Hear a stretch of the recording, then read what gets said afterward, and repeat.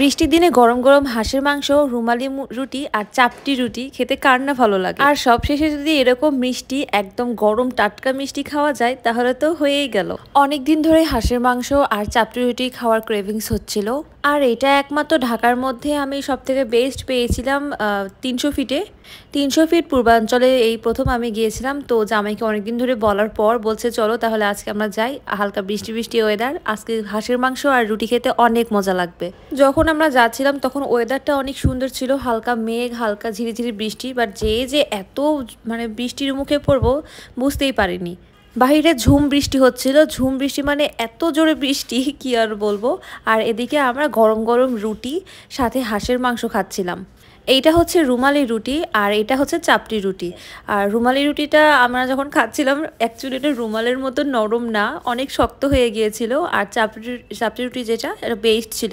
হাঁসের মাংসের কথা কিচ্ছু বলবো না, আমি 2বার খেয়েছি। একটা প্লেট 250 টাকা করে নিয়েছে, বাট অনেক মজা অ্যান্ড এভারেজ অনেকগুলোই দেয়। বিশেষ করে টেস্টটা অনেক বেটার ছিল, অনেক ভালো ছিল। আর ওখানে কিন্তু এই টাইপের অনেকগুলো দোকান আছে, অনেক দোকান আছে। যেহেতু আমি সন্ধ্যায় গিয়েছিলাম, রাতে গিয়েছিলাম, আশেপাশে আর কি আছে দেখার সুযোগ হয়নি। আর বৃষ্টির কারণে সত্যি কথা বলতে কিছুই দেখতে পারিনি, শুধু আমি খাবারটাই ভালোভাবে এনজয় করেছি। এই যে হাঁসের মাংসটা, জাস্ট কালারটা দেখেন, এত সুন্দর করে কষিয়ে রান্না করেছে। এই যে সেই রুমালি রুটি 2টা নিয়েছিলাম। অ্যাকচুয়ালি চাপটি রুটি আর রুমালি রুটির প্রাইস কত নিয়েছে আমি জানি না। সো হাঁসের মাংস আর রুটি খাওয়া শেষ, এবার খেতে যাব গরম গরম মিষ্টি। এখানে একদম টাটকা ফ্রেশ মিষ্টি বানায়, আর সেগুলো আপনারা চাইলে ওখানে যেয়ে খেতেও পারেন অ্যান্ড বাসায় নিয়েও আসতে পারেন। তো এখানকার মিষ্টির আইটেমগুলো দেখে আমার মাথায় ঘুরে গিয়েছে।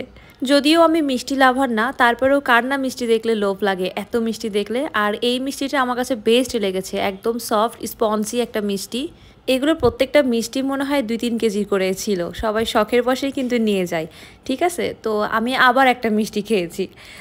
আর হচ্ছে এই মিষ্টিগুলো আমি বাসাতে নিয়েও এসেছি, কারণ আমার অনেক ভালো লেগেছে, পার্সেল করে নিয়ে এসেছি। অ্যান্ড সব শেষে একটা এনজয় করতে করতে এসেছি ওয়েদারটা এত জোশ ছিল, বাহিরে ঝিরিঝিরি বৃষ্টি প্লাস একটা পছন্দের গান, সাথে প্রিয় মানুষ, আর কি লাগে বলেন। এইরকম রাত যেন বারবার আসে, আমি আবার যাব।